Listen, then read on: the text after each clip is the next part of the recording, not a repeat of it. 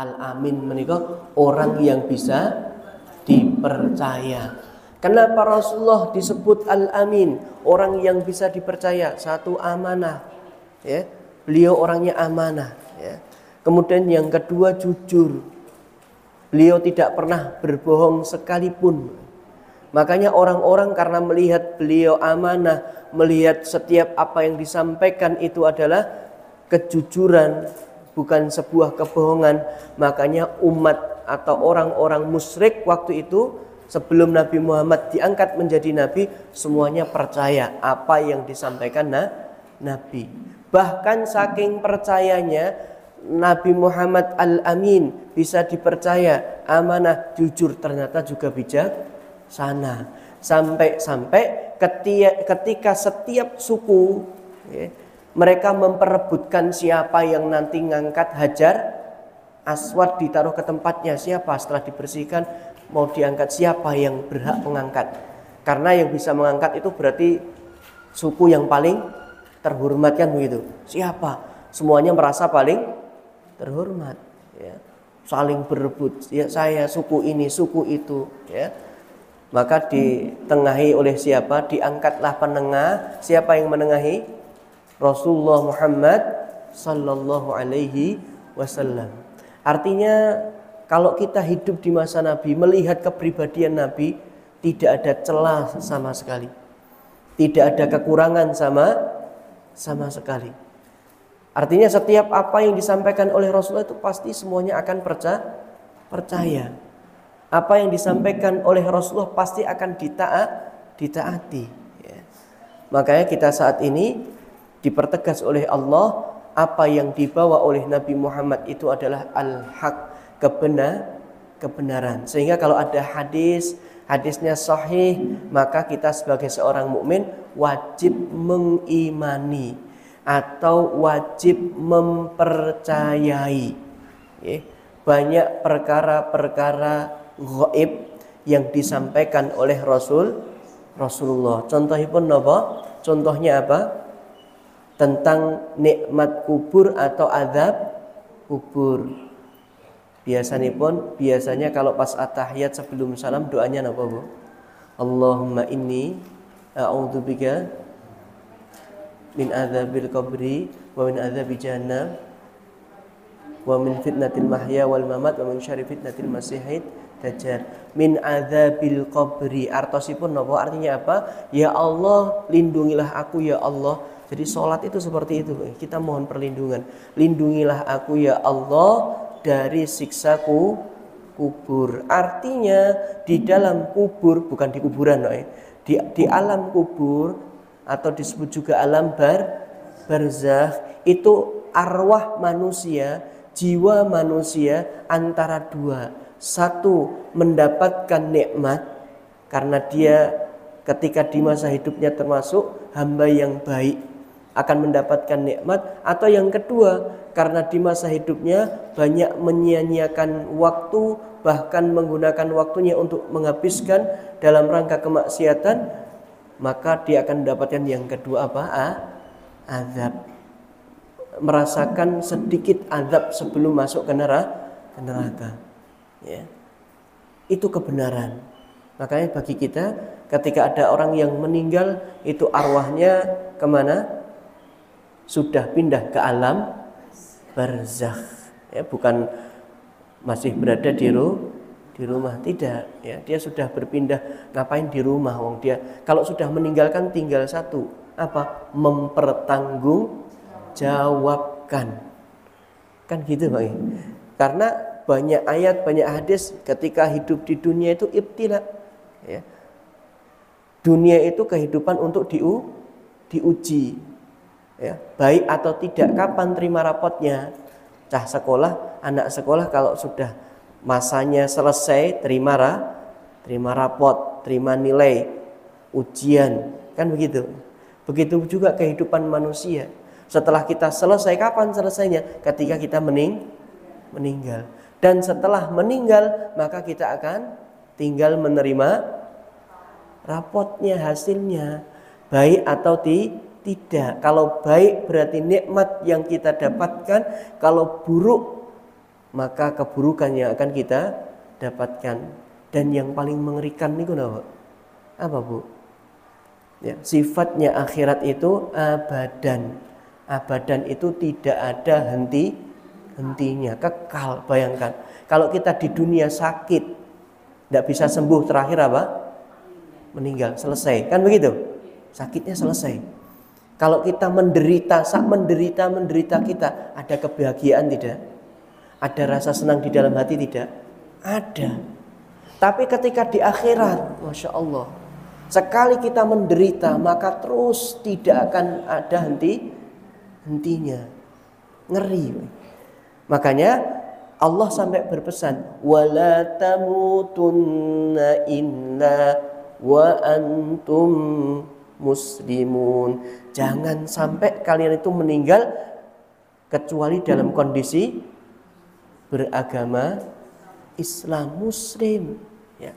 Selama kita masih mengucapkan la ilaha illallah wa anna muhammadar rasulullah, insya Allah semoga dengan dua kalimat syahadat itu Allah memberikan ampunan apapun yang terjadi.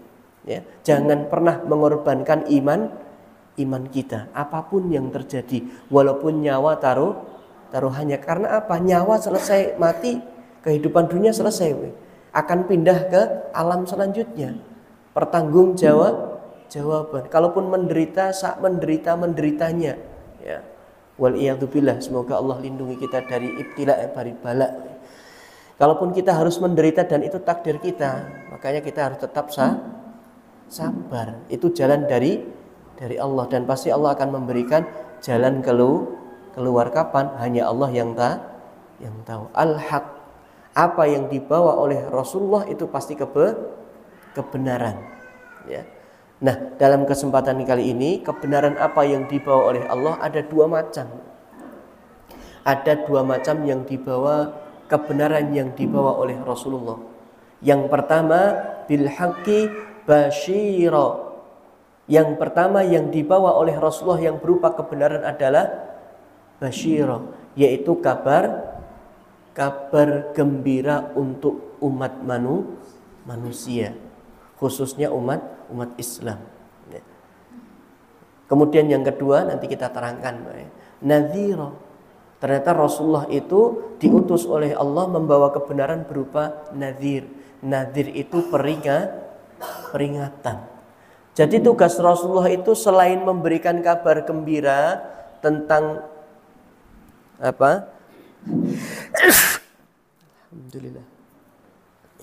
Tentang nikmatnya kehidupan akhirat bagi orang-orang yang taat.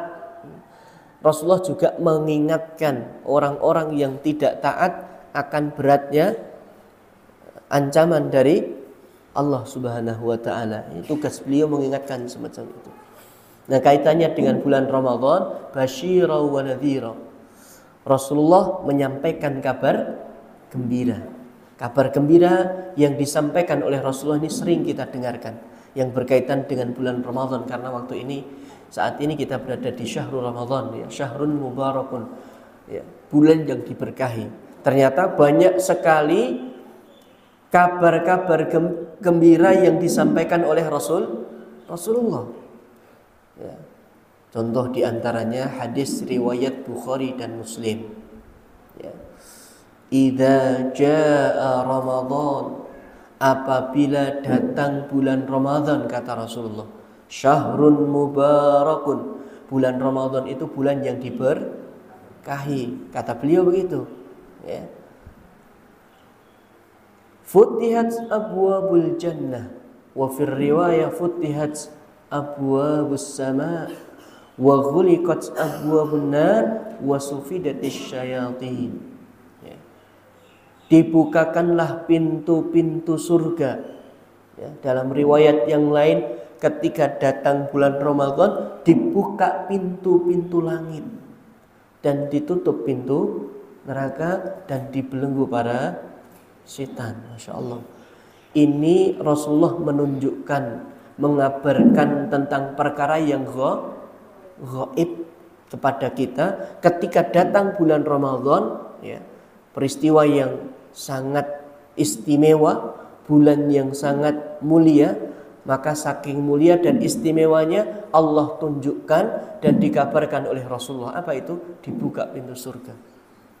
Dalam riwayat yang lain dibuka pintu-pintu langit. 7 lapis pintu langit ini dibuka oleh Allah Ta'ala. Untuk menunjukkan apa? Betapa istimewanya bulan Ramadan. Ya. Tentunya dibuka pintu langit. Kok kita tidak lihat, Ustadz? Ya. Langitnya tidak terbuka. Nah, tidak mungkin bisa lihat. Ya. Jadi kan pernah langit itu warnanya apa? Biru napa-napa. Yen bengi kok ireng kok. Yen awan biru. Macam-macam. Kadang ya enten rada merah-merah ya kan. Karena memang langit itu belum ada yang bisa menyentuh langit. Bulan saja masih kontroversi. Apakah itu benar-benar orang-orang yang pergi ke bulan sampai ke sana atau hanya sekedar settingan? Saat ini masih kontroversi. Ya. Itu baru bulan, padahal bulan itu dekat dengan bumi. Ada planet, bintang, itu di bawah langit, itu baru langit dunia, satu langit. Padahal ada 7 lapis langit, Masya Allah. Nah pada bulan Ramadan dibuka. Ya. Kalau dalam riwayat Bukhari, ya, dalam riwayat Muslim, itu pintu-pintu surga dibuka. Ya. Nah, nanti para ulama berbeda pendapat. Ada yang memaknai makna hakiki. Makna hakiki itu yang memang benar pintu langit itu benar, pintu surga itu benar-benar dibuka. Ya. Pintu surga benar-benar dibuka. Ya. Kemudian pintu neraka itu benar-benar ditutup. Itu makna hakiki. Ada sebagian ulama yang memaknai demikian. Dan itu tidak masalah. Karena ini perkara, kenapa kok maknanya hakiki? Karena ini perkara ghaib. Ghaib itu tidak bisa dinalar dengan akal manusia. Kita hanya bisa mengetahui dari dalil pemberitahuan dari Allah dan Rasulnya. Termasuk pintu surga dibuka. Coba buktikan. Terbukti enggak? Ada yang bisa buktikan? Ya enggak ada. Makanya kita disebut orang beriman. Beriman itu apa? Kita meyakini apa yang dikabarkan Rasulullah. Rasulullah sampaikan pintu surga dibuka ketika datang bulan Ramadan. Ya sudah, kita percaya saja. Tidak usah mempertanyakan seperti apa pembukaannya. Yang buka berapa malaikat? Dibuka ke kanan, ke kiri, atau ke atas, ke bawah. Pintunya terbuat dari apa? Tidak perlu kita tanyakan. Cukup beriman. Pintu surga dibuka. Ya. Jadi imanan, cukup beriman begitu saja, meyakini apa adanya. Pintu neraka ditutup, ya sudah, kita percaya pintu neraka ditutup. Kadang ada yang pahamnya begini, berarti kalau orang meninggal di bulan Ramadan, kira-kira masuknya mana? Sing dibuka sing dibuka pintu surga, berarti mlebete pundi?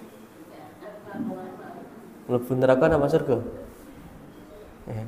Nah kan yang dibuka pintu surga, sedangkan pintu neraka ditutup. Berarti kan tidak bisa masuk. Masuknya kemana? Penakmen. Bukan begitu. Karena saat ini ketika manusia meninggal tidak langsung masuk ke dalam surga. Kan ada tempat transit. Wa min waraihim barzakhun ila yaumi yub'atsun. Dan setelah meninggal itu di belakang mereka ada barzakh, alam barzakh. Mereka berada di situ sampai kapan? Ila yaumi yub'atsun, sampai kelak kiamat. Mereka dibangkitkan. Jadi di alam barzakh. Jadi manusia itu sebenarnya cuma pindah tempat, bukan meninggal. Meninggal itu pisahnya nyawa sama raga, tapi nyawanya tetap terus. Ya. Dari kita lahir, sejak ditiupkan oleh Allah, oleh malaikat ke dalam rahim, ke dalam janin ditiupkan, sejak itu mulai yang hidup itu apa? Jasad. Kalau nyawa ya tetap sama. Akhirnya nanti arwah ini, jiwa ini berpindah dari alam dunia, dari alam rahim, pindah ke alam nyata, alam dunia, kemudian pindah ke alam barzakh. Setelah alam barzakh nanti pindah ke alam akhirat. Ada alam akhirat sini. Nah, alam barzakh inilah pemisah antara alam dunia dengan alam akhirat, tempat transit, kumpul di situ dulu sampai hari kiamat kelak. Ya. Wallahu a'lam bishawab. Jadi ma'asyiral muslimin hadaniyallahu wa iyyakum ajmain.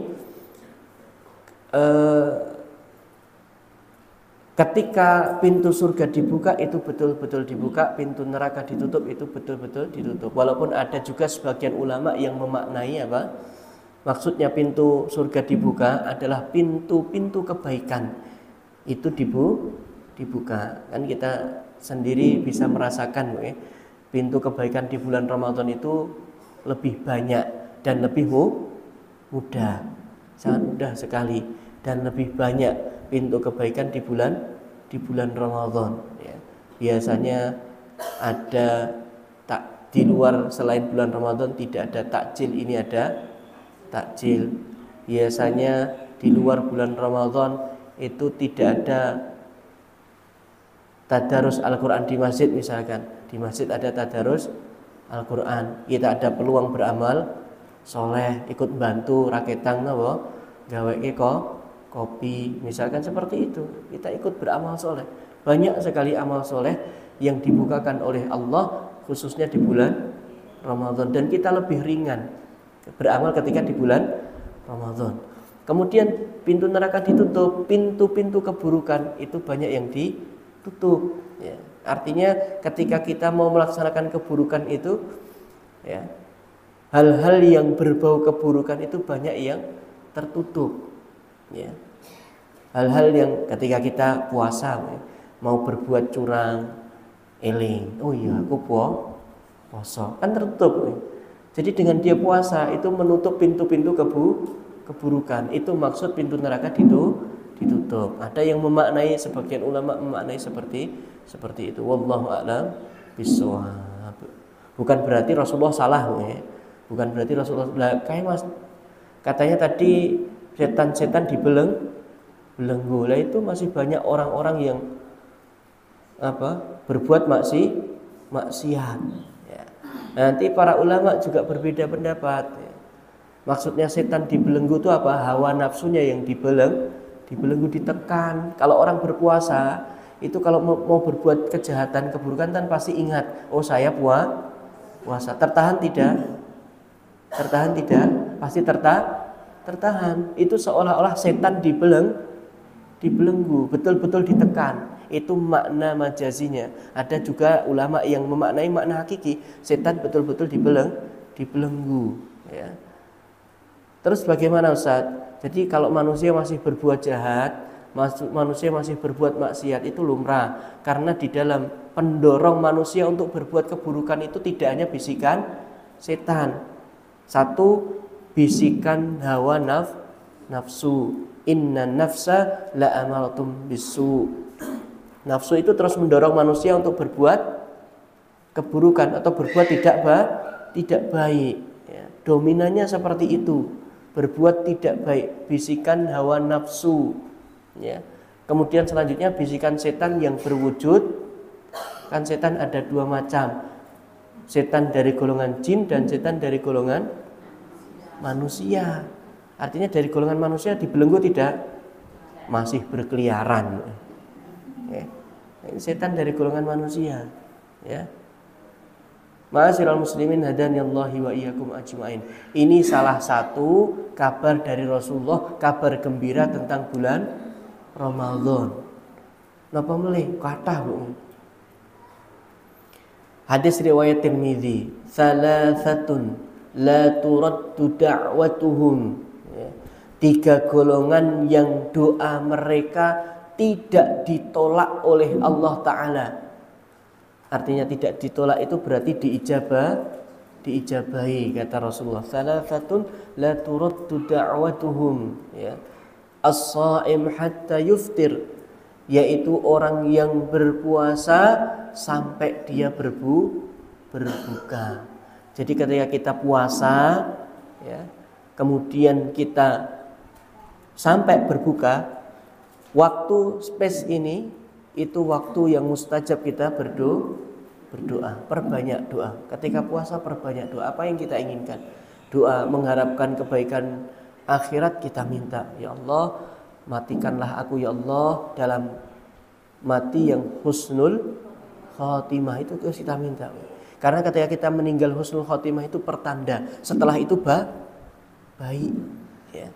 Makanya kita mintanya husnul khotimah.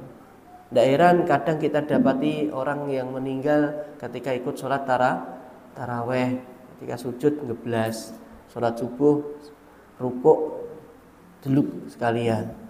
Insya Allah meninggal dalam rangka beribadah kepada Allah itu kan nikmatnya luar biasa, ya. Makanya ketika kita mendapati orang-orang yang sudah meninggal husnul khotimah itu sedih dan seneng, Pak. Ya.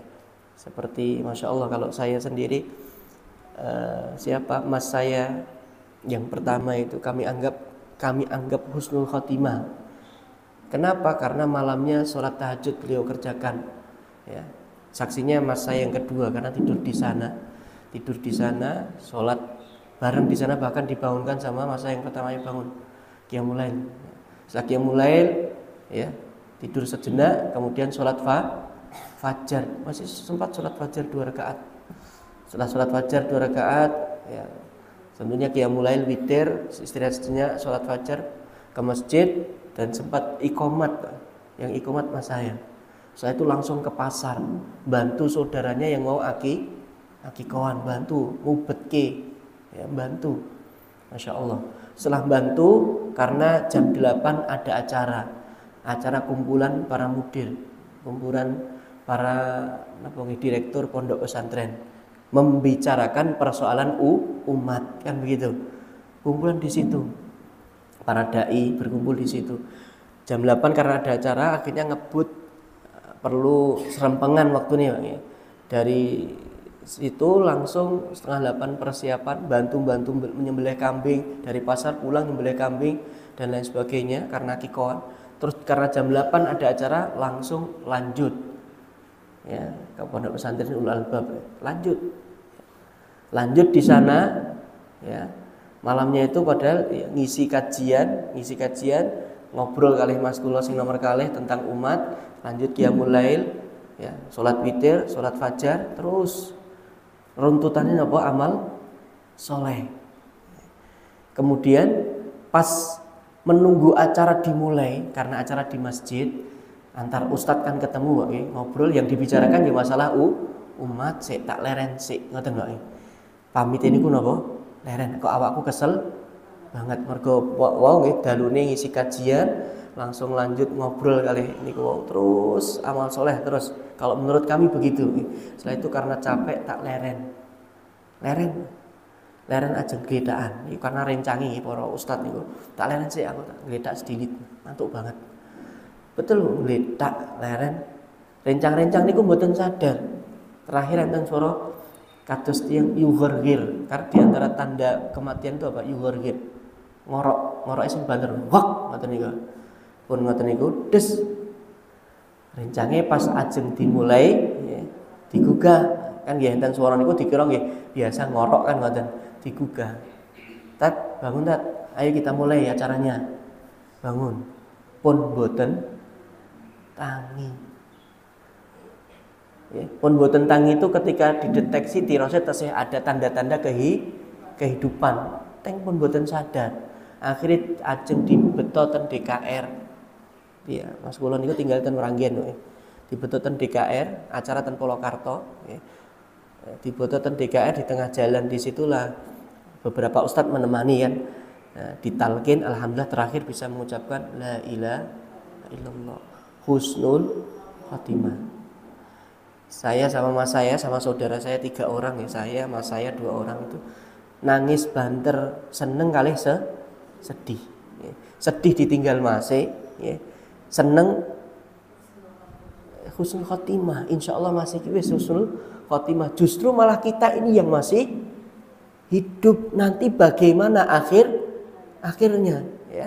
Kalau kita masih awake dhewe, kalau kita bertiga ngobrol gitu, masih awake dhewe itu rentetan sadurunge meninggal niku amal soleh lah, sama awake dhewe iki piye?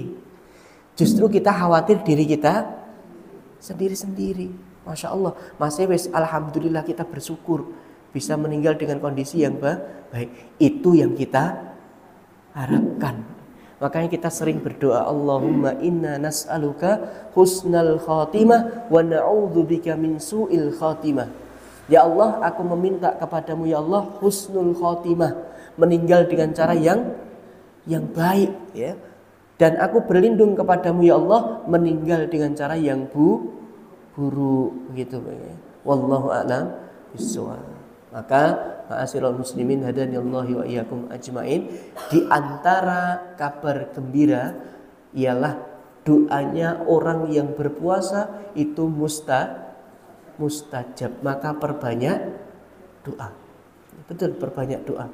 Wal imamul adil, yang kedua seorang pemimpin yang adil.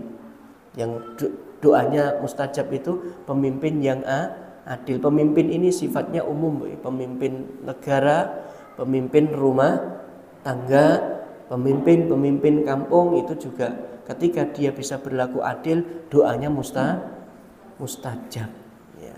Karena biasanya kalau adil berarti orangnya baik atau buruk? Baik ya. Kemudian yang ketiga, kelompok yang doanya mustajab tadi siapa? Ya, setelah al-imam al-adil, yang ketiga da'watul madlum, yaitu doanya orang-orang yang terzolimi. Insyaallah ya, kalau kita terzolimi, berdoa, panjatkan doa apa yang kita mau, insyaallah mustajab. Kata Rasulullah, itu diijabai, mungkin ditolak, pasti diijabai oleh Allah Ta'ala. Wallahu a'lam bishawab. Ma'asyiral muslimin hadanillahi wa iyyakum ajmain. Itu diantara kabar tentang busra, kabar gembira. Yang lain lagi apa banyak? Misalkan sholat tarawih, man qama ramadhana imanan wahtisaban ghufira lahu ma taqaddama min dzambi. Barang siapa yang qama, sholat bersama imam, man qama ramadhana imanan, sholat berjamaah bersama imam, sholat tarawih bersama imam, imanan wahtisaban. Imanan itu karena rasa iman, kita yakin ini adalah petunjuk amalan yang dicontohkan oleh Nabi. Wahtisaban, dan berharap semoga dengan sholat tarawih itu akan mendatangkan ampunan, mendatangkan kebaikan untuk dirinya di hari akhirat kelak. Ketika seperti itu, ghufira lahu ma taqaddama min dzambi, dosa-dosa kita akan diampuni. Masya Allah. Ini berita-berita tentang kabar gembira di bulan Ramadan. Dan masih banyak. Misalkan lagi apa? Bau mulutnya orang yang berpuasa kelak di akhirat, bukan di dunia, Pak ya. Di akhirat itu baunya lebih wangi daripada minyak kasturi, ya. Karena apa? Itu balasan. Ketika di dunia memang tidak sedap baunya mulut orang yang berpuasa, karena memang itu alami seperti itu. Makanya diganjar oleh Allah, dibalas oleh Allah. Jangan khawatir, kamu tahan bau tidak sedap selama ba'da subuh sampai maghrib. Kelak di akhirat akan diganti, bau mulutmu itu lebih wangi daripada minyak kasturi. Ini perkara-perkara gaib, ya. Dan kita sebagai seorang mukmin, kita mendengarkan dan kita beriman. Kita yakini sami'na wa amanna. Kami dengar dan kami yakin pasti benar seperti itu sebagai seorang mukmin. Ternyata ma'asyiral muslimin rahimani wa rahimakumullah, selain kabar gembira ini, busyra, Rasulullah memberikan kabar gembira ya, tentang bulan Ramadan, keutamaan amalan di bulan Ramadan. Rasulullah Shallallahu Alaihi Wasallam juga memberikan nadhir, ya, nadhira atau ingzar, memberikan peringatan untuk umat Islam, khususnya untuk umat manusia pada umumnya. Ya, salah satunya peringatan hadis yang diriwayatkan oleh Imam Nasai. Ada sebuah hadis dari Al-Bahiri, Rasulullah Shallallahu Alaihi Wasallam bersabda, Rasulullah menceritakan, ya, tatkala beliau tidur, ja'ani rajulani, ya, mendatangiku 2 orang. Ketika saya tertidur, saya melihat di dalam tidur saya, berarti sedang bermimpi. Dan mimpinya Nabi itu adalah hakun, kebenaran. Beda dengan mimpinya manusia yang lain. Ya. Kalau kadang mimpinya manusia yang lain itu bisa jadi bunga tidur, kadang begitu ya, mimpinya manusia itu. Kadang juga mimpinya manusia itu tanda-tanda seseorang ada gangguan gaib. Kadang seperti itu, mimpi bervariatif, macam-macam. Ada yang memang tanda dari Allah lewat mimpi, tidak pasti. Tapi kalau mimpinya Nabi itu pasti kebenaran. Nah, Rasulullah pernah bermimpi, di dalam tidurnya beliau melihat ada yang mendatangi beliau 2 orang. Ya. Kemudian 2 orang ini membawa Rasulullah ke sebuah gunung. Rasulullah tidak tahu itu gunung apa. Yang jelas beliau dibawa ke sebuah gunung, kemudian beliau diajak mendaki gunung tersebut. Naik ke atas. Sampai akhirnya di pertengahan gunung, di pertengahan perjalanan, Rasulullah penasaran. Penasaran dengan apa? Penasaran dengan suara. Ya. Karena sejak tadi jalan kok beliau mendengarkan suara yang aneh. Ya. Suara aneh apa itu? Makanya Rasulullah tanya kepada 2 orang tadi, yang sebenarnya 2 orang tadi adalah malaikat. Apa yang ditanyakan? Ma hadhil aswat, kata Rasulullah. Itu suara apa? 2 tadi suara apa? Ya. Qala, maka 2 malaikat, 2 orang tadi menjawab, ya. Hadza awa'u ahlin nar. Itu suara jeritan para penduduk neraka. Ya. Lho jarene neraka dereng enten isine. Kan ngoten lho. Lah kok wis eneng suarane. Kadang kalau logika kan begitu. Tapi bagi seorang yang beriman, bisa saja Allah menampakkan kejadian yang besok ketika neraka sudah diisi oleh orang-orang yang mendapatkan siksa. Mampu tidak Allah menampakkan seperti itu? Mampu. Kenapa? Tidak ada yang tidak bisa bagi Allah. Tapi ketika Allah menghendaki, Allah memperdengarkan suara siksa yang sekian ribu tahun yang akan datang, ditampakkan, diperdengarkan kepada Rasulullah, Allah mampu tidak? Sangat mampu sekali. Dan itu diperdengarkan, ya, oleh Rasulullah. Mahadhil aswat, suara apa itu? Maka 2 orang tadi menjawab, hadza wa'u ahlin nar. Itu adalah jeritan, teriakan penduduk neraka. Masya Allah. Langsung apa? Rasulullah diminta oleh 2 orang tadi, lanjutkan perjalanan. Dengan mendengar suara, Masya Allah, suara teriakan. Ya. Beliau hatinya gundah. Sampai di atas, ketika sampai di puncak, ya, puncak gunung tersebut, ternyata tatkala sampai puncak, yang biasanya manusia ketika berada di puncak gunung, apa yang dilihat? Pemandangan yang begitu indah, sejuk, asri, dan menyenangkan, kan begitu. Ketika kita berada di puncak gunung, nanti ndaki, Bu? Pernah ndaki? Ora tahu.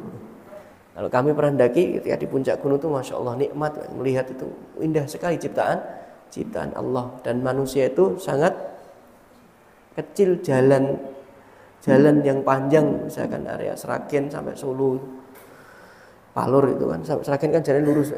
Kalau kelihatan itu Masya Allah kecil, ya, kecil sekali. Manusia itu gak sombongnya kera patut, kok kemaki mendek no ya. Sak sugi-sugi itu karo gunung gede, gunung kan itu kecil sekali. Ya. Ketika kita di atas gunung, yang kita dapati pemandangan yang menyenangkan, ya. Tapi tatkala Rasulullah sampai di puncak gunung, ternyata beda dengan apa yang kita dapatkan. Pemandangan yang disaksikan oleh Rasulullah Shallallahu Alaihi Wasallam, Allah tampakkan di atas gunung tersebut segerombolan orang, ya, yang mereka dalam kondisi yang sangat mengerikan, ya. Kenapa dengan segerombolan orang tersebut ada segerombolan orang yang kakinya ditarik ke atas, urat sarafnya keluar, ditarik ke atas, ya, ditarik ke atas, kemudian kepalanya berada di bawah dalam kondisi mulutnya ini sebelah kanan bukan sobek di depan, Pak, sobek seluruhnya mulut. Ya, kanan sobek ke kanan, kiri sobek ke kiri, hancur itu. Ya. Kemudian disertai dengan namanya luka, sobek, guru kena seret gaman pisau gitu ya, langsung keluar darah, itu sobeknya semuanya, seret gitu.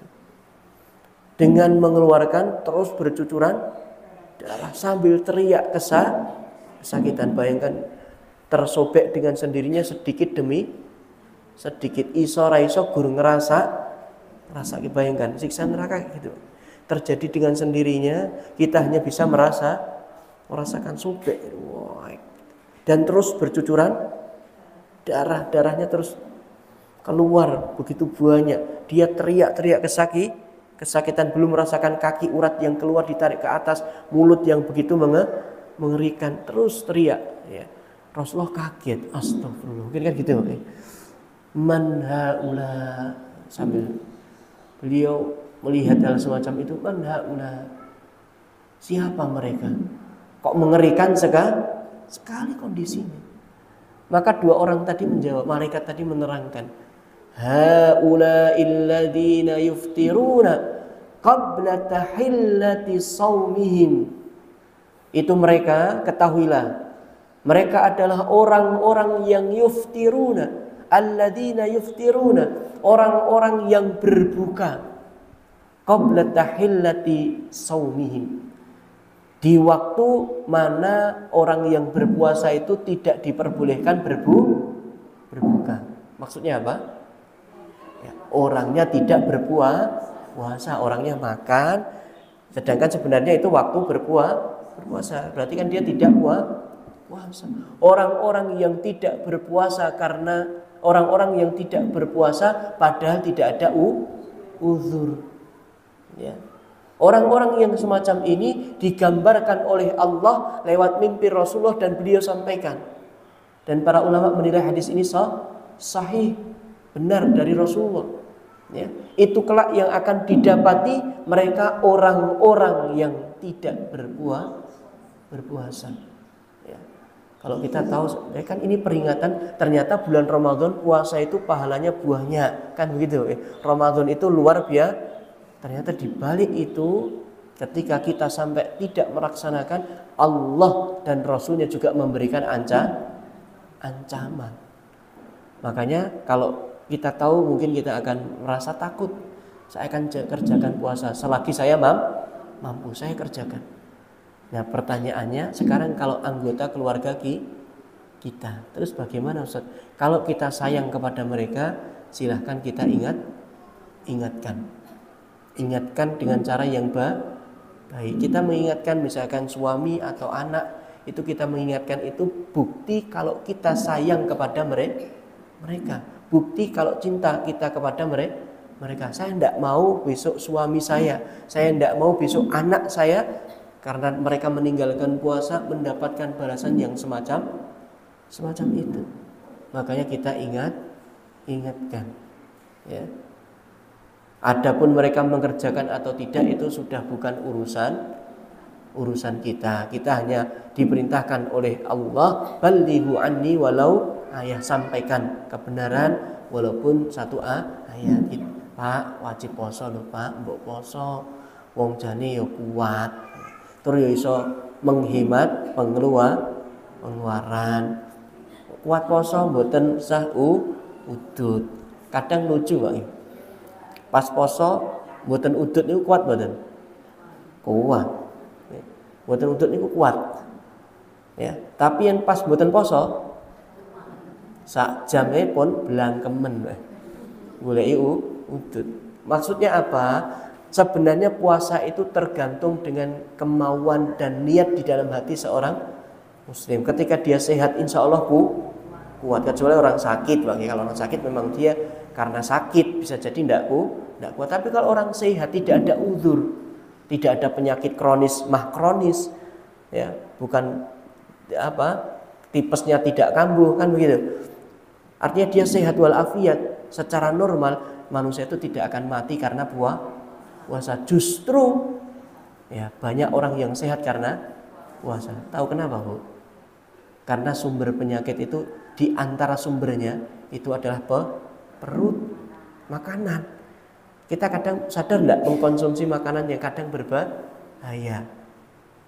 Ya, biasanya yang berbau-bau pewarna.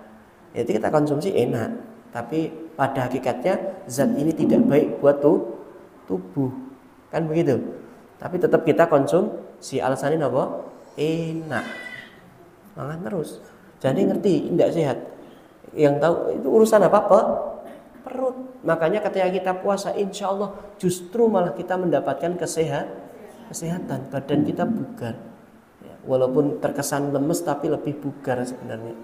Wallahu a'lam bishawab. Maka hal ini menjadi pemacu buat kita untuk mengingatkan kalau kita sudah menjaga puasa kita ingatkan saudara-saudara kita, keluarga kita, ingatkan dengan cara yang baik dan jangan bosan-bosan mengingatkan. Karena makanya Rasulullah di dalam ayat tadi wala tus'alu an ashabil jahim.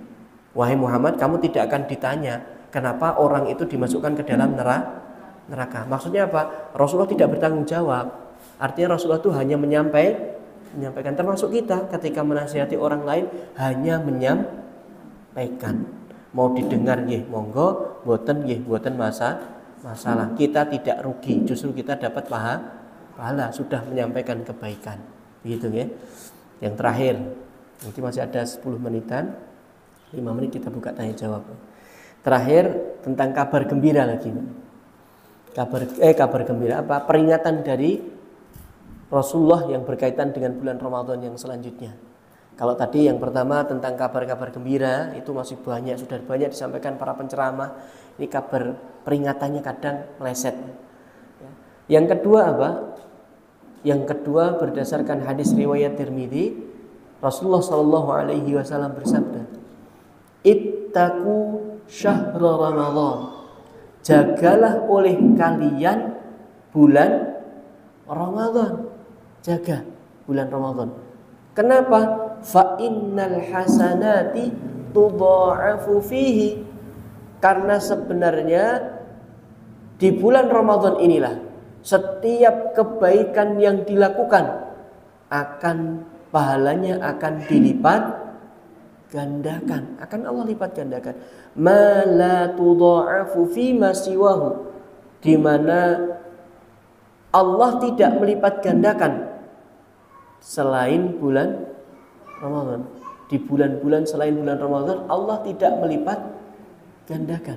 Artinya melipat gandakan pahala itu hanya di bulan Ramadan. Setiap kebaikan kita, Masya Allah. Makanya kalau bulan Ramadan itu ya, kita usahakan sekecil apapun amal soleh yang bisa kita kerjakan, jangan pernah kita lewatkan. Walaupun hanya sekedar misalnya Bu, delala kok neng keloso enek regetan biji kurma misalnya, karena habis buka bersama kita ambil, kita singkirkan, itu sudah mendapatkan pahala dan dilipat gandakan. Belum lagi pahala kita bersedekah, kita melaksanakan sholat, kita berkontribusi membantu, misalkan ada acara buka bersama kita membantu menyiapkan, kita membantu membereskan, itu semua pahalanya akan dilipat gandakan oleh Allah Ta'ala ya. Tapi ternyata di akhir hadis ini Rasulullah melanjutkan, wa kadzalikas sayyi'at. Ternyata yang dilipat gandakan oleh Allah Ta'ala itu tidak hanya pahala-pahala kebaikan yang dikerjakan. Ternyata yang dilipat gandakan juga perbuatan-perbuatan dosa yang kita lakukan. Maka Allah akan melipat gandakan ya, balasan, melipat gandakan dosa yang telah kita kerjakan, dosa yang kita lakukan. Maka kita harus berhati-hati di bulan Ramadan. Keburukan yang kita lakukan, misalnya lisan ini kadang kan terucut, Kadang kita ngomentari orang, ya, berkomentar sesuatu yang sebenarnya kita tidak perlu komentar. Kita tidak dirugikan, komentar atau tidak kita tidak dirugikan. Tapi kadang keluar komentarnya ya kalau baik, ternyata komentarnya buruk, menyakiti hati orang lain. Dosa tidak? Dosa. Dan ini akan Allah lipat gandakan, masya Allah. Ya. Makanya keburukan yang kita lakukan itu akan dilipat gandakan, sehingga kita seharusnya lebih berhati-hati, bertindak dan bertanduk ketika di bulan Ramadan. Ucapan delalah kok ora tau tarweh, pas tarweh ngomongin kita apik neng sak kampung ru. Alhamdulillah yu saiki wis teko nang masjid gelem melu salat tarawih. Sesuk ra tekan. Nggih napa nggih? Ketoke apik ngelem. Tapi yang niku rasane mboten ngelem, Pak. Tapi napa? Gablok kan ngoten. Seolah-olah ya menjatuhkan harga diri kan begitu. Ya kalau ada orang yang, dan kita tidak perlu komentar, kalau saya sarankan ya, saran saya tidak perlu komentar miring, ataupun ada orang yang mereka ketika ke masjidnya pas bulan Ramadan justru kita ucapkan alhamdulillah. Alhamdulillah pun purun ten masjid. Mugi-mugi mungkin bar Ramadan pun nggih tetep ten masjid. Kok ewadene mboten ten masjid ya tetep alhamdulillah. Alhamdulillah Ramadan cik gelem salat niku. Segala hal seorang mukmin ketika kita berpikir positif itu alhamdulillah. Tapi ketika kita berpikir negatif, dan negatif itu biasanya datangnya dari setan. Yuk dengaran yang masjid. Oh biasanya ra tau salat. Naudzubillah min dari podo-podo metu, sama-sama keluar. Lebih baik yang keluar ini membuat orang itu semangat, bukan malah keluar membuat orang itu down. Justru kita malah mendapatkan dosa. Lu kok bisa Ustaz? Nah kalau dia sampai tidak ke masjid goro-goro. Napa? Lisan kita, masya Allah, kita dapat dosa besar enggak? Dosa besar menghalangi orang ke masjid. Karena kejadian berapa kali di tempat saya, Bu. Tiang sepah jarang ten masjid. Mboten hati ten masjid. Nah pas Ramadan iku kok ndelalah ten masjid. Jenenge Ramadan iku sing rame maghrib kalih isya kan ngoten. Maghrib ya biasa rame kan ngoten. Lan maghrib biasanya ya enten takjil, jaburan. Kan biasanya ngoten niku. Nah tiang jenenge wong tuwa kan mboten mungkin kok tujuannya jaburan. Momen Ramadan iki ya, momen yang tepat untuk memulai pergi ke masjid. Tidak ten masjid. Lah kok enten sing komentar. Ya usiane padha tuwane. Sing siji gane ning masjid, sing siji ra tau ning masjid. Bar niku komentar. Ya. Dengaren ning masjid golek jaburan to. Karepe ya gur guyon, ya. Karepe guyon. Ning ternyata nandes we. Keloro-loro bar niku titenono ra bakal bali, ra bakal ngancik masjid. Masya Allah. Nah yang jenengan sing di posisi itu jangan sampai berpikir begitu ya. Kalau kita di posisi nopo saat itu berada di kebaikan, misalnya jenengan jarang pengawasan ngeten iki, jelas kok tumut sepindah enten sing komentari, anggap itu sebagai ujian. Oh iki aku diuji, aku tenanan pura meh dadi apik. Kan ngoten. Anggap seperti itu. Ya, kalau bisa kita menganggap seperti itu, insya Allah kalau saya lulus ujian, berarti hasilnya saya apa enggak? Saya. Kalau kita tidak lulus berarti kita gagal. Wis lagi ngono dilokke langsung maplak kentis. Nah, itu berarti kita gagal kalau kita di posisi yang dilokke. Tapi kalau kita posisi yang melihat tadi yo jangan sampai ngelokke. Justru malah kita rangkul biar lebih semangat pergi ke masjid. Wallahu a'lam bishawab. Masih ada beberapa menit, mungkin ada hal-hal langsung tanya jawab Pak ya. Yang mau ditanyakan tentang, memang ini saya tidak bahas fikih Ramadan, tapi kalau nanti mau ditanyakan fikih Ramadan kami persilahkan tentang fikih Ramadan. Ada yang ditanyakan? Iya silakan. Waalaikumsalam warahmatullahi. Ramadan itu keadaan hamil itu kan lemah gitu. Itu terus menyusui itu juga nggak bisa puasa, itu makanya Ya. Ketika atau Membayar atau mengqadha, fidyah atau qadha. Untuk wanita hamil, ya. Ketika wanita hamil nanti sebenarnya ada perbedaan pendapat, ya. Ada perbedaan beberapa pendapat para ulama, tapi para ulama sepakat dulu. Sepakat apa? Wanita hamil itu hendaknya mengqadha. Mengqadha, ya. Mengqadha itu berarti membayar puasa dengan puasa, ya. Jadi membayar puasa dengan puasa, bukan membayar fidyah. Adapun fidyah nanti baru dalam hal ini para ulama berbeda pendapat. Ada seperti mazhab Syafi'iyah, ya. Nanti wanita hamil dia khawatir pada dirinya, khawatir pada janinnya, maka dia mengqadha dan membayar fidyah double. Ya. Ada yang seperti itu. Ya. Ya.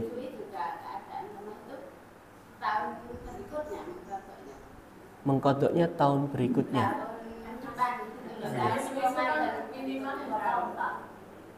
Menyusui ya saya tanya. Iya. Yang pertama melahirkan itu kan menyusui tahun Ramadan berikutnya. Jadi dua Ramadan nggak bisa puasa. 2 Ramadan tidak bisa puasa. Diusahakan untuk qadha. Ya, diusahakan qadha. Kalau ternyata tidak sanggup, ya, karena memang tidak sanggup sampai nyebrang Ramadan selanjutnya, tetap kita membayar dan memperbanyak istighfar. Karena wanita hamil itu kalau saya tanya, kan gini Bu, kenapa orang sakit itu disuruh mengqadha ketika sembuh, ya kan? Kalau orang sakit itu sakitnya bisa sembuh, itu membayar fidyah atau qadha? Qadha, kan gitu. Qadha itu membayar puasa dengan puasa. Qadha. Kenapa? Karena ada masa sembuh, kan begitu. Yang bayar fidyah kalau di dalam ayat ayyaman ma'dudat faman kana minkum maridhan aw ala safarin fa'iddatun min ayyamin ukhar. Orang sakit dan musafir itu membayar di lain maksudnya membayar itu mengqadha di lain hari. Wa 'alal ladzina yutiqunahu fidyatun ta'amu miskin. Dan orang-orang yang sudah tidak sanggup lagi. Orang-orang yang tidak sanggup lagi. Artinya kalau orang tua sudah lansia tapi akalnya masih sehat, badannya sebenarnya sehat tapi tidak kuat untuk berpuasa, tidak sanggup lagi, kira-kira nyaure kapan, Bu? Qadhae kapan? Kalau tanggati qadhae kapan? Tidak mungkin ada kesempatan, kan begitu? Karena tidak ada kesempatan lagi, maka Allah memberikan jalan keluar. Ya wis, ora enek untuk tidak ada waktu untuk mengqadha, maka silakan bayar fidyah. Jadi bayar fidyah itu untuk mereka yang sudah tidak punya kesempatan untuk membayar dengan puasa. Bisa difahami? Makanya wanita hamil tadi saya sendiri lebih condong kalau 4 mazhab itu, ya, semuanya sepakat qadha dulu. Ya. Adapun fidyah itu nanti para ulama berbeda pendapat. Seperti mazhab Syafi'i dan mazhab Hambali, wanita hamil menyusui itu wajib qadha sama fidyah. Nanti ada mazhab Hanafi qadha saja. Kalau memang berat qadha saja, qadha tanpa membayar fidyah. Kemudian mazhab Maliki membedakan, kalau dia menyusui, ya, maka cukup qadha. Tapi kalau dia wanita hamil cukup kok qadha. Tapi kalau menyusui maka qadha sama fidyah. Ini dasarnya juga ada semua. Ya. Terus yang mana Ustaz, kok saya tambah bingung? Kalau bingung, qadha dulu. Kalau saya qadha. Kalau memang cukup harta kita bayar fidyah. Kalau tidak cukup qadha itu sudah mewakili. Gitu Bu.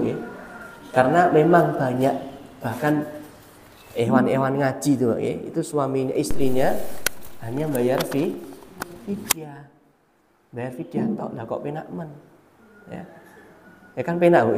Jadi kan ndak qadha. Tiap tahun punya anak. Lah ngopo? Ya bayar fidyah. Selesai.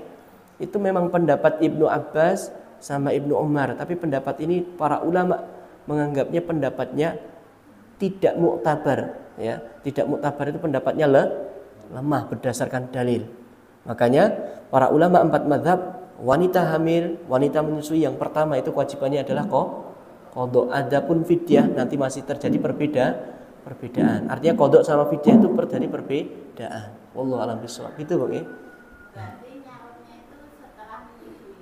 Kalau memang tidak sanggup di hari-hari sebelumnya, maka silakan setelah Ramadan yang selanjutnya tetap mengqadha, ya, begitu. Wallahu a'lam bishawab. Tapi biasanya kalau menyusui berapa tahun, Bu? Alah gayane. 5 tahun dublak gedang. Nggih napa nggih? 5 tahun 5 sasi dublak gedang. Nggih napa nggih? Biasanya kalau sudah 5 bulan, 6 bulan, artinya tidak hanya ASI yang dibutuhkan, sudah ada faktor penunjang. Kalaupun kita, kan sekarang juga sudah, misalkan ada kulkas, kita pompa dulu, pas posisi kuat kita pompa, kita simpan di kulkas. Biasa kan bayi seperti itu nanti diangeti gitu, terus dimimikkan ke bayi. Jadi bagaimana keseriusan kita untuk melaksanakan siam atau mengqadha. Karena hukum asal orang yang bisa sembuh, orang yang ada kesempatan itu adalah qadha, bukan bayar fidyah. Bayar fidyah itu bagi mereka yang tidak ada kesempatan lagi untuk mengqadha. Masih ada pertanyaan? Ya, silakan. Waalaikumsalam.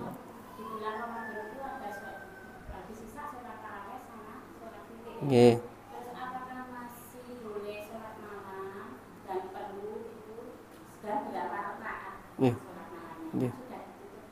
Witir. Jadi kalau kita sudah sholat taraweh bersama imam, karena ini mendapatkan fadilah sholat bersama imam, ya, ditulis sholat 1 malam penuh kan begitu. Setelah itu malam kita masih bisa bangun dan pengen sholat qiyamul lail, boleh atau tidak? Boleh. Berapa rakaat? Terserah, sekuatnya. 2 rakaat salam, 2 rakaat salam, sampai bisa 8 rakaat, itu lebih baik. Atau cuma 2 rakaat salam sudah, terus ingat witirnya tidak perlu diulang kembali. La witrani fil lailah, tidak ada 2 witir di dalam 1 malam. Kalau tadi sudah witir sama imam, ya sudah, malamnya ndak usah witir. Lo kan sudah ditutup. Ya, witir itu secara pengertian itu sebenarnya penutup sholat, tapi tidak mutlak menutup sholat. Buktinya apa? Karena ada pesan Rasulullah kepada salah seorang sahabat, yang sahabat ini akhirnya tidak pernah meninggalkan witir dan mengerjakannya kapan? Setelah sholat isya. Setelah sholat isya witir, setelah sholat isya witir. Makanya setelah sholat witir itu pun malam mau bangun qiyamul lail, silahkan. Yang penting tidak witir kembali. Katakan Bu ya? Ya, Allah alam bisawab. Ya, sholatnya tahajud atau sholat qiyamul lail, bukan sholat taraweh. Iya, sama-sama. Iya, masih ada? Iya, pulang Bu ya. Alhamdulillah. Adapun Ramadan sebenarnya masih banyak persoalan. Mungkin dengan berjalannya waktu nanti kita belajar bareng Bu ya. Misalkan masalah persoalan bayar fidyah. Berapa bayar fidyah? Ayo kono. Bayar fidyah berapa? Bayarnya kemana? Kan banyak. Makanya kalau kita ungkap fikih Ramadan itu, khusus fikih Ramadan saja, kalau kami pernah bedah buku fikih Ramadan itu dari jam 8 pagi sampai jam 12 siang. Berarti 1, 2, 3, 4 jaman. Itu belum selesai, belum kelar. Belum bahas iktikaf, belum bahas zakat, ya, baru bahas persoalan persiapan Ramadan sampai siam, sampai sholat sama siam saja. Nah, termasuk fidyah. Bagaimana bayar fidyah? Ini saya ringkas saja Bu ya. Saya ringkas, fidyah itu bagi mereka yang tidak mampu lagi berpuasa, maka silakan bayar fidyah. Bagaimana bayar fidyah? Bayar fidyah itu mboten sak karepe dhewe, ada takarannya. Saya nukilkan pendapatnya Syekh Shalih Fauzan. Ya, walaupun ada pendapat yang lain, kita tidak berbicara itu, tapi untuk mempermudah kami nukilkan pendapat Syekh Shalih Fauzan bahwasanya adapun membayar fidyah itu kalau dia berupa makanan yang masih mentah itu boleh, misalkan beras. Kalau beras itu sekitar 1,5 kilo. 1,5 satu hari. Kemudian sarannya ditambahi lauk. Misalnya lauk kok gula. Ya, telur misalnya, telur. Mosok mangan segotok kan itu. Telur napa tempe angsal, tahu niku angsal. Jadi ada enten gandengane. Itu kalau mentah. Yen mateng ya angsal. Misalnya kalau saya Utsaimin menerangkan, ya, bayar fidyah itu boleh kalau tidak mentah seperti itu dan diberikan kepada siapa? Fakir miskin, orang yang tidak mampu. Ya, diberikan, jangan salah. Karena ada kasus dikasihkan uang diberikan ke takmir digunakan untuk acara buka bersama. Padahal buka bersama sing mangan niku mboten fakir miskin. Masya Allah. Salah mboten? Sing tanggung jawab sinten? Kapok ora ya. Makanya memang ilmu itu perlu penting. Ternyata alokasinya fidyah itu untuk fakir miskin. Makanya tadi kalaupun tidak berupa beras, misalnya kabotan ya boleh kita membuat masakan makan. Kemudian kalau misalkan rumah kita luas, ngundang, memang kita kenal misalkan ke panti asuhan, misalkan orang-orang yang tidak mampu, ya kita undang, ya berapa orang, ya misalkan 30 hari, minimal 30 orang. Kalau lebih ya tidak masalah, berarti sisanya dianggap sedekah. 30 orang, silakan makan sepuasnya. Neng ya ampun dikek sego kali sambal korek, kalau bandeng gue, jadi lengkap sebagaimana makan yang layak. Mungkin enten paha, mungkin enten telur, kan layak. Ada sayur, makan. Di situ 30 orang sekenyang mereka. Itu cara yang kedua selain tadi bahan mentah. Atau cara yang ketiga, kita bikin makanan berapa hari? 30 hari, berarti 30 bungkus. 30 bungkus yang layak. Sekali lagi yang layak. Jangan malah berpikir alah gurunggu. Saya paling tidak enak gue. Termasuk Jumat berkah, ngapunten yang sing biasa Jumat berkah. Jumat berkah itu amal soleh, kadang miris gue. Isine sak karepe, ya mungkin karena kami husnudon mampunya segitu. Tapi kalau kita bisa buat istimewa. Karena apa? Itu amal soleh. 30 orang buat makanan, mungkin satu pupu siji gue, kayak sambel apa kayak napa oseng-oseng cekedhik kan ngoten. Niku pun patut dibungkus. Dibagikan kepada memang benar-benar orang yang tidak mampu. 30 bagikan. Selesai. Berarti fidyahnya pun rampung. Bisa dipahami? Caranya ngoten niku. Ampun malah dikek duit takmir gue buka bersama. Ruwet dadi niku. Mungkin hanya ini yang dapat kami sampaikan, semoga bermanfaat ya, apa yang kami sampaikan manfaat untuk kita semua fid dunya wal akhirah, dan kalau ada kurangnya kami mohon maaf yang sebesar-besarnya. Kami kembalikan kepada pembawa acara. Billahi taufiq wal hidayah wa ridha wal inayah. Wassalamualaikum warahmatullahi wabarakatuh.